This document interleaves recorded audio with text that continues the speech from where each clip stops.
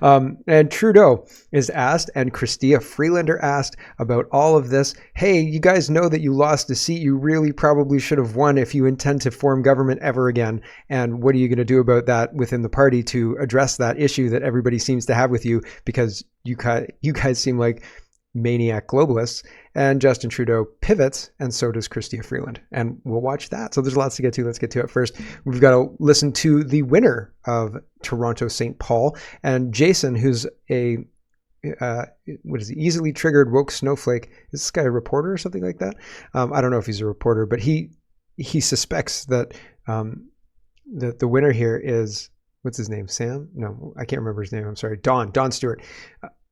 Thinks that Don Stewart's drunk. I don't think he's drunk. I think he's just tired. So here is a part of the speech at 11 o'clock at night. This is before he won, and he was expecting to be giving a concession speech at this point in time. He was expecting to say, oh, well, maybe we'll get him next time. But he's like, oh, wow, I'm going to Parliament. Weird, right? So here is Don Stewart responding to this.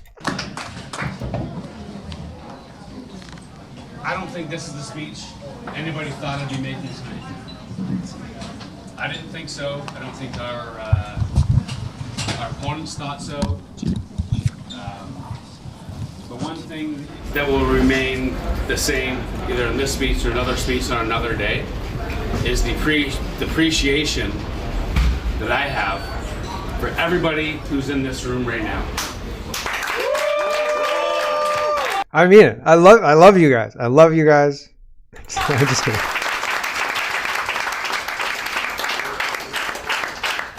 We started knocking on doors in February. In February, we started from scratch in this riding. Craft away on a chart away to how we were going to win this election. We're not there yet, but the night is still young. Yes.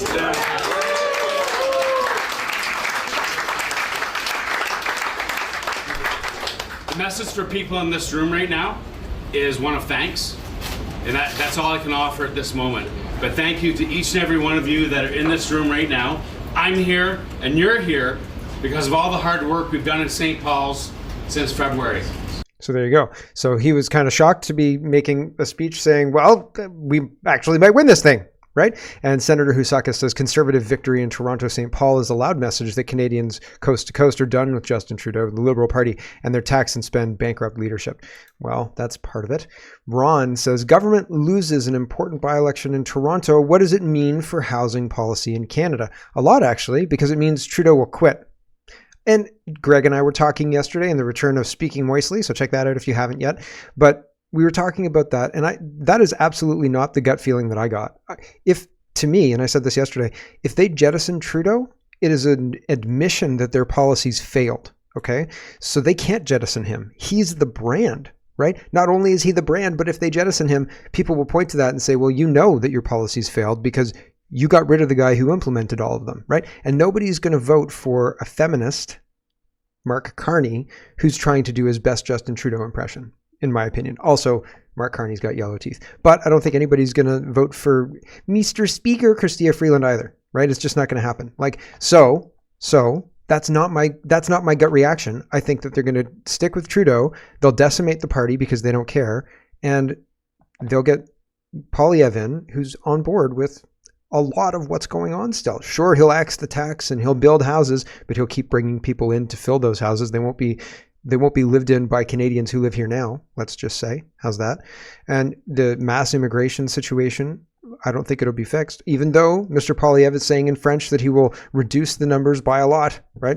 He's not being explicit about it. He's not pointing to this saying we can't triple or quadruple the amount of houses, or double even really, the houses that we're building. And so in order to get in line with how many houses we have for the current population that's here, we're going to have, less than 20,000 people coming here a year for the next 5 years.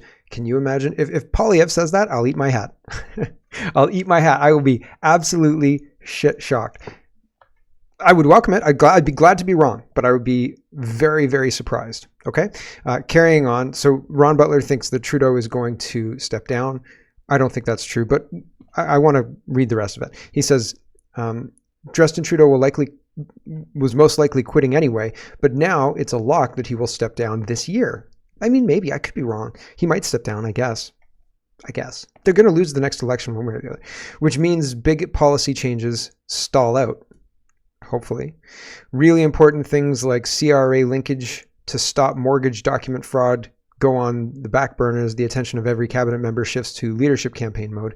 Who's the next PM? I don't know. Likely Carney or Jolie. LeBlanc has an outside chance, not Freeland. I don't know. Freeland is well positioned to just take it, honestly. Her negatives are almost as high as Trudeau, and everyone in the party knows this. Also true. The housing crisis in Canada will keep lurching along as the focus of the government shifts entirely to internal party politics. Once Trudeau steps down, electing a new Liberal leader takes time. The NDP may pull the pin on the government, which may lead to a snap election, but maybe not. I'm not smart enough to guess at things like that. Canada must have a federal election by the end of October next year, only 16 months away, so Trudeau needs to hurry up. It takes time to get a Liberal leadership campaign up and running, get a leader elected, and then set the stage for a federal election, which is why I don't think they'll get rid of him. I think that they'll keep Trudeau in place, maybe shuffle the cabinet. But even that, right? Like a cabinet shuffle would be, I think he'd be lambasted. People would laugh at him if he did that right now, because the problem is him, and everybody's telling him it's him. So shuffling around the seats on the Titanic, the deck chairs on the Titanic, why, right? Like, what do you? Anyway, because make no mistake, Justin Trudeau won't run in the next election, because if you cannot hold a seat in an apex Liberal stronghold, you're done.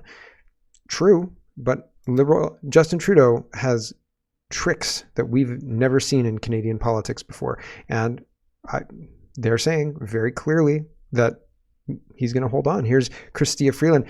The answer is yes. Next question. And the question is, how can Trudeau hang on?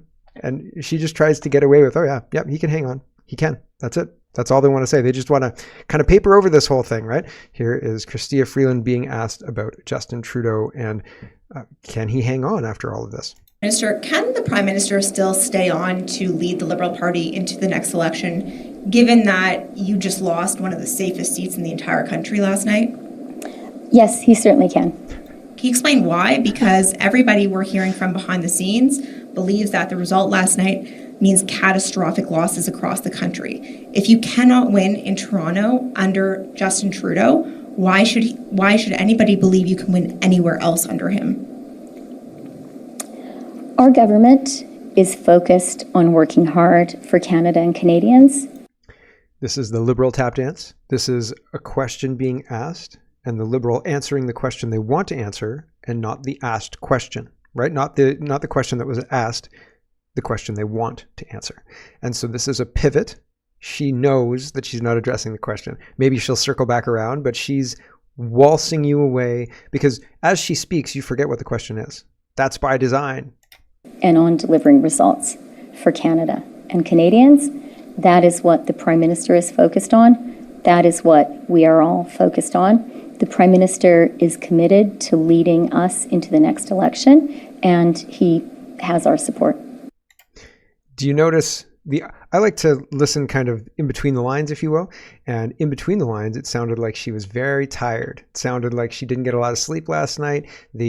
Her voice sounded tired. You know, it's interesting to hear that after losing an election so badly in a Liberal stronghold. Justin Trudeau looks tired as well. It's a minute 13, and it's like, it's just Justin Trudeau answering the question out of touch in a usual way. They're all answering, we're working hard for Canada and Canadians. Well, if people in the Liberal stronghold of downtown Toronto don't believe you, nobody else believes you. Calgary's not like, oh yeah, he's totally working for us, right? Like, that's not happening, I don't think. Here is Justin Trudeau. Justin Trudeau warning for a minute and 13 seconds. Here we go. And before I wrap up, I would like to say a few words about last night's by-election. First, I want to thank all the volunteers and candidates for putting their name forward and participating in this important democratic exercise, including our tremendous Liberal candidate, Leslie Church, who ran a strong and positive campaign. I also want to congratulate Don Stewart on his victory in this tightly fought race. But most of all, I want to thank the people of Toronto St. Paul's for exercising your right to vote and making your voice heard. Now, this was obviously not the result we wanted, but I want to be clear that I hear people's concerns and frustrations. These are not easy times, and it's clear that I and my entire Liberal team have much more work to do to deliver tangible, real progress that Canadians across the country can see and feel. We'll never stop working and fighting to make sure that people have what they need to get through these tough times. My focus is on your success, and that's where it's going to stay. So people are feeling the things, the policies that Justin Trudeau is introducing and executing. And that's the problem. They don't like it. They don't want to feel those things. They want a predictable economy where things either stay the same price or get cheaper because of efficiencies instead of increasing in price because because taxes are artificially making everything cost more. The taxes that he implemented and are supported by Jagmeet Singh to save the world, except that we're 2% of emissions worldwide, and the whole idea of climate change being an existential threat to humanity is a hoax. So there's all that too. But we're being lied to, and that lie is leading to policy that is damaging, and people have snapped out of being swayed by the magic spells cast by Justin Trudeau's rhetoric, and they say, we're not interested in paying these taxes anymore. And Justin Trudeau doesn't realize that his rhetoric's not working and people are just moving on. And so I think that the Liberals are going to have catastrophic losses in the next election, regardless of who their leader is, because they're all kind of jerks. Like they're all kind of like, boo-hoo, get over it. Are you kidding me? Mark Gerritsen, are you kidding me? Morneau, Chrystia Freeland, all of the top brass of the Liberals, every single one of them are insufferable a-holes. And I wouldn't vote for them. I wouldn't let them look after my plants. Like, these people don't have the trust to be in charge of the economy or to be representatives of the people in the House of Commons. The people lost the confidence a long time ago. Jagmeet Singh just likes the power and he wants his pension, and that's it. Apparently, there are MPs in the Liberal cabinet who want Justin Trudeau to step down this week, according to Vasi Kapolis. Here's Vasi. Here we go. Oh, it's too quiet and it's got a buzz. I'm sorry. I'll turn it up right now, and then sorry about the buzz. I don't think I can do anything about that. Okay, I turned it up. I'll turn it up again if I need to. It was 24 hours ago. I'm up to 4 MPs, Liberal MPs in Ontario, who have now sent me messages today that they would like to see the Prime Minister step aside as soon as this week. The big more pressure today, Omar, than there was 20. So this week, sorry it was so quiet. It was very quiet. But that's fast. Do you think they'll have the pressure to unseat him? I don't think so. Here is Mackenzie Gray, and he's sharing this comment from GTA Liberal MP Ryan Turnbull about Justin Trudeau. This is what he says. He says, "Oh, I support him, but ... Here we go." Just to follow up to that, since you mentioned the by-election last night, what does it say about your leader's ability to lead the party to a general election win next fall? Well, I think that's hard to predict, right? I mean, I think from my perspective, we've had a leader of the Liberal Party and the Government of Canada that's done an impeccable job for many years now, and it's hard for me to pronounce on his leadership ability. All I've seen is great leadership coming from him, from my perspective, and so I continue to support our Prime Minister, and I know that he'll have to reevaluate and look at the results of last night's by-election and do some reflecting, but that's up to him. Thank you. That's a soft way of saying he should step down, right? If somebody says you should reflect on that, that means step down. Just like if somebody offers you gum, you should take it because you have bad breath, right? Like, it's just one of those things. You have to tell people that, right? Sometimes you have to tell, because sometimes if you offer somebody gum, then they say no. You're like, no, you should take the gum. Please take the gum. CBC Watcher, please step down, Justin, please.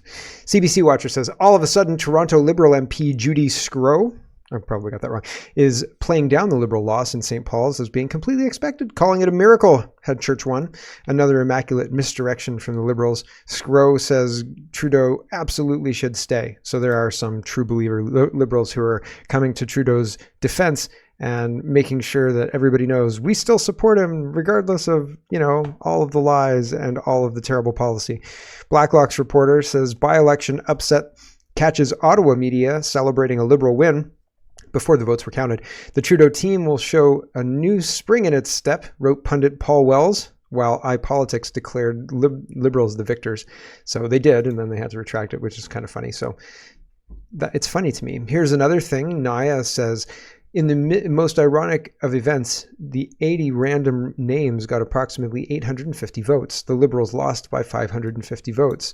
It did interfere in the election, but not like I expected. There's a whole lot of people who talk. There's a whole group of people online that have nothing but arguments, and I find it really strange because it seems like there's no winning on either side. You just have a continuous argument that's ridiculous on both sides. And on one side is people saying PPC splits the vote and lets the Liberals retain power. And the other side is basically saying the CPC is the same as the Liberals.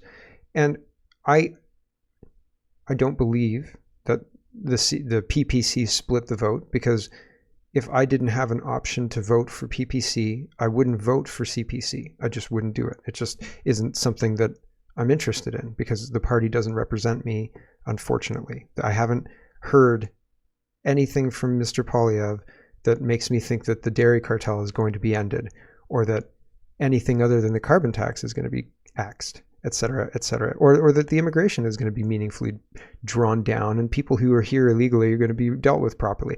He hasn't said anything like that. And not to say that PPC has said exactly what I need to hear all over the board. No, I've got issues, but I mean, at this point in time, I would vote for PPC, but I wouldn't vote for CPC. So I don't think there's a vote split. And I think it's accurate, the accusation that the CPC is similar to the Liberal Party for a lot of different reasons. But I don't think that the fighting online really fundamentally helps anybody. I think that it's a really damaging thing for both sides. It just alienates me. I have no interest in it whatsoever. But I really didn't think the vote splitting thing mattered. But this highlights that it does matter. So it's interesting to me, and I wanted to show you because I thought, man, because I dismissed the vote splitting thing. But again, like, you can't claim ownership of a vote that wouldn't necessarily vote for you in the absence of the other party, right? Like, I just disagree with that. But this impacted the election possibly in a way the Liberals didn't expect, and they ended up losing. So that's weird. Who registered all these independent people, right? I don't know. But Naya says, in the most ironic of events, the 80-odd random names got approximately 850 votes. The Liberals lost by 550 votes. It did interfere with the election, but not like I expected. So that's wild, right? Like, that's an incredible turn of events. Without those independents, maybe the St. Paul candidate, Don, loses, right? Don Stewart, he loses maybe. So that's something to think about, right? But Keean Bexte was trying to make the argument that if Maxime Bernier had run in that riding and done, 1.5% better, than the Liberals would have won. I mean, that didn't happen. The Conservative won, et cetera, et cetera. But it's just interesting, all this speculation of it could have happened. But really, the reality of what happened is somebody interfered with the election with all of those independent candidates somehow, because I think they were all registered in one block. I don't think it was 80 people. I think somebody registered them all, but I could be incorrect about that. That was a tweet I read yesterday. So all of that's strange. It reeks of interference. And are we going to get to the bottom of it? Is there any will to get to the bottom of it? So it's very interesting. Leslie Church is responding to this as well. She says, this morning I issued the following statement on the result of the Toronto St. Paul by-election. Once again, thank you for all volunteers and supporters and everyone else. She's just saying that I'm going to run in 16 months as the candidate, and good congratulations, Don Stewart. Well-run campaign. We look forward to a rematch. So she's saying, until next time, my nemesis or whatever. Interesting. We'll see, I guess, but if this is any indicator, these guys, I thought I had a whole series of tabs. Maybe it was gone. Hold on. I'm going to see if I can find it. Here it is. It's a big deal. Somebody compiled this. So in the last 10 elections, spanning 30 years, rounded to the nearest whole number percent. So the Liberals were plus 30 to win this riding, okay? In 93, 97 plus 30, 2000, 33 plus 38 in 2004, plus 25 in 2006, plus 24 in 2008, plus 8 in 2011. That was an election where the Liberals were reduced to third-party status. So this was one of the seats that the Liberals kept when they were absolutely decimated in 2011. 2015, Liberals plus 28. 2019, Liberals plus 33. 2021, Liberals plus 23. And tonight, Conservatives plus 1.5. So that's like a 24.5 point swing. That's a huge swing. Greg said 17 yesterday, and I thought I didn't have this in front of me, so I didn't challenge him. But wild stuff. This is a huge, huge upset. And what it means for the rest of the country is that the Liberals will be completely and utterly decimated. Hopefully, fingers crossed. If you compare it to historical averages, wow. One can only hope. Let's talk about finances and money. True North says the federal government ignored the pleas for tax relief from Canadians in its focus groups ahead of the 24 federal budget. Well, right. And so they ignored the citizens, and then they went to an election, and the citizens slapped them hard. Canadians in the focus groups commissioned by Finance Canada called on the government to reduce foreign spending and cut taxes in the budget. Instead, Canadians received tax hikes and more spending. Finance Canada paid nearly $130,000 to Environics Research, which formed focus groups made up of 74 Canadians from various backgrounds, provinces, and socioeconomic levels to hear about their experiences with the economy and what they think needs to change. Quote, most participants felt the Canadian economy is in bad shape and in a bad state, and used words such as unaffordable, declining, expensive, rough, strained, terrible, unstable, and unpredictable to describe it, a report from the research group said. Yeah, people don't want to feel like that about the economy. They don't want to feel like that about money. When they heard the results, Chrystia Freeland was like, oh, they probably have rich friends. For real? Holly Doan says, Finance Canada polled Canadians on resentment against the rich, quote, the rich, before announcing $18 billion hike in capital gains tax. Minister Freeland, within days of receiving report, began characterizing critics of the report as having rich friends. So there's an element of truth in that. Tom says 16 Paige Schill Nobel Prize winning economists ahead of bumbling Biden's Trump debate warn that Trump and his platform will reignite inflation. Newsflash, the inflation fire is still a towering inferno. Right, like these people and their policies are driving inflation through creating extra costs at the source, and the source is energy. You drive inflation, and they're making energy as expensive as possible everywhere in order to drive inflation. And they're driving inflation, and they're saying, oh, it's climate change that's driving inflation. We have to become communists to fix it. And everybody's kind of saying, yeah, okay, but that's not the right answer, and it's all based on lies. So again, I wish it weren't true. I wish it weren't so. I wish they weren't lying. I wish we weren't going through this facade of spending money on useless things. I wish that we had leadership that cared about the country. I wish we were encouraged to build our families and make our families strong and independent and self-sufficient, rather than having the government seem to make us weak and dependent on them, right? It seems counterproductive, except that they just want to control everybody and they want power. It's really strange. Anyway, vitamin D is highlighting this clip. This is the reps from the automotive sector in Canada are painting quite the picture today, says Stacey. Surprise, surprise, the federal government is delusional and they aren't pulling their weight. This could be disastrous. Could be. This is about EVs and the disastrous policies and the idea that just having the government decree it will make it so. I don't think that's going to happen. Here's the automotive representatives. Here we go. Today, we are calling for the same alignment when it comes to Canada's environmental policies.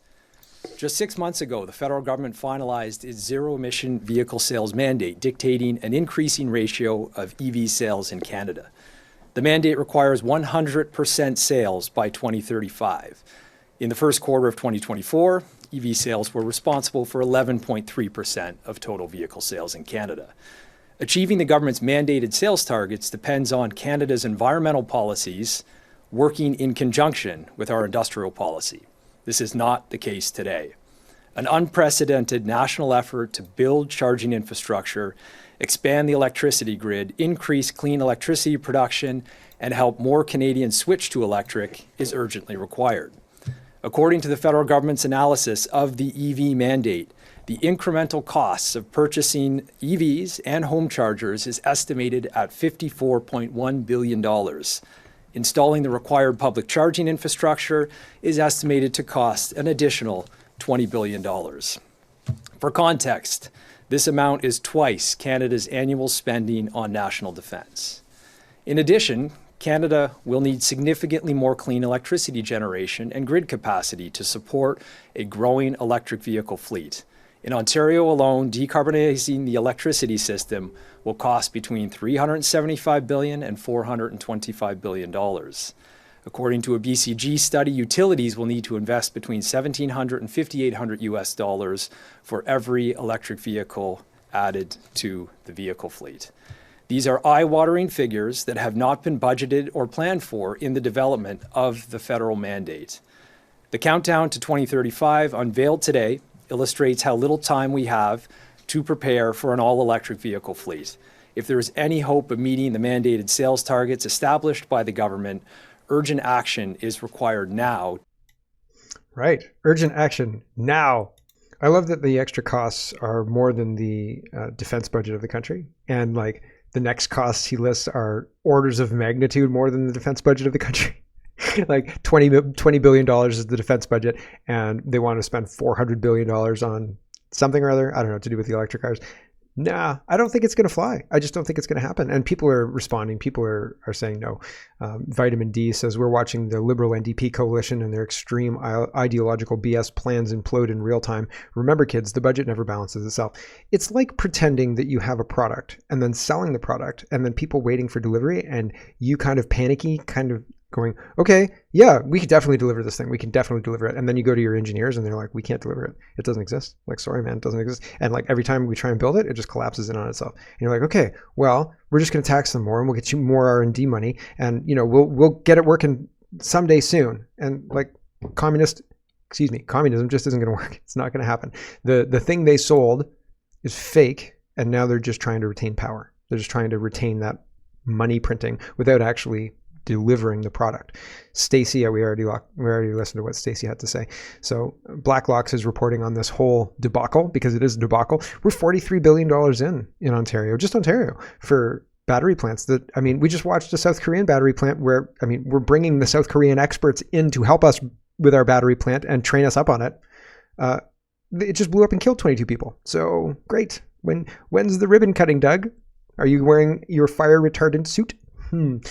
Blacklock's reporter is reporting on this, and they say auto execs say billions more are needed to meet Environment Canada's electric car mandate, though the feds already okayed $150 billion in subsidies.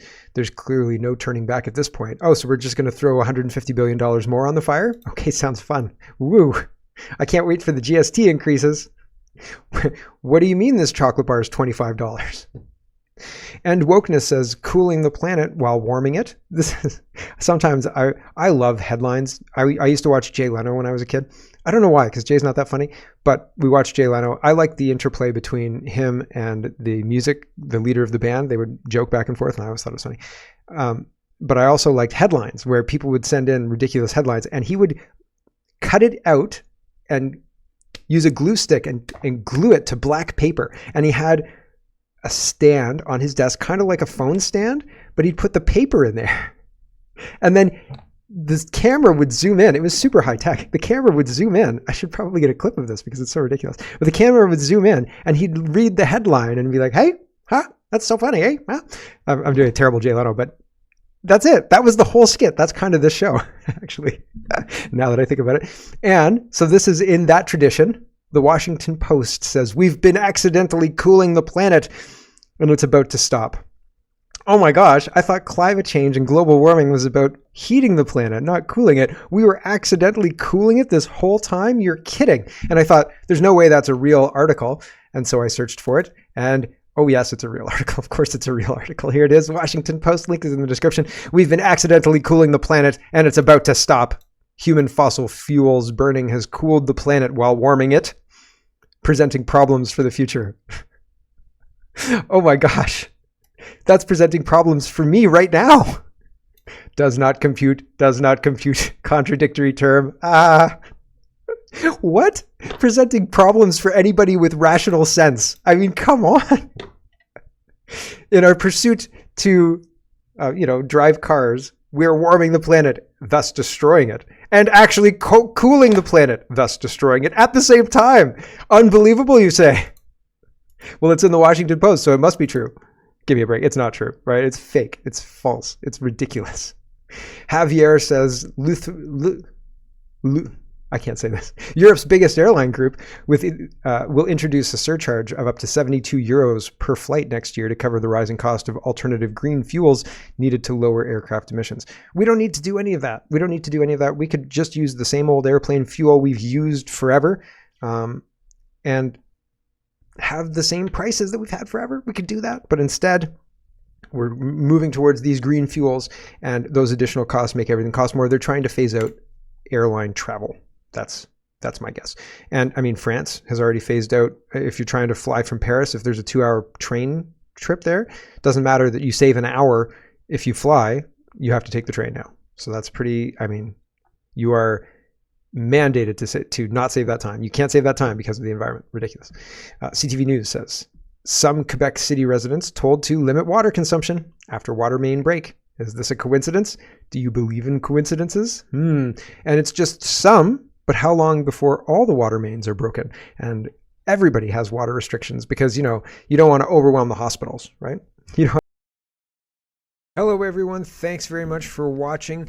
This is just a short version of a longer show. If you'd like to get the whole show, you can go over to CanadaPoly.com and sign up for a subscription. Just look in the drop-down tab for Shop and Donate and look for subscriptions, and you'll get immediate access to the full show. Love to see you. Thanks for watching, everybody. Have a wonderful, wonderful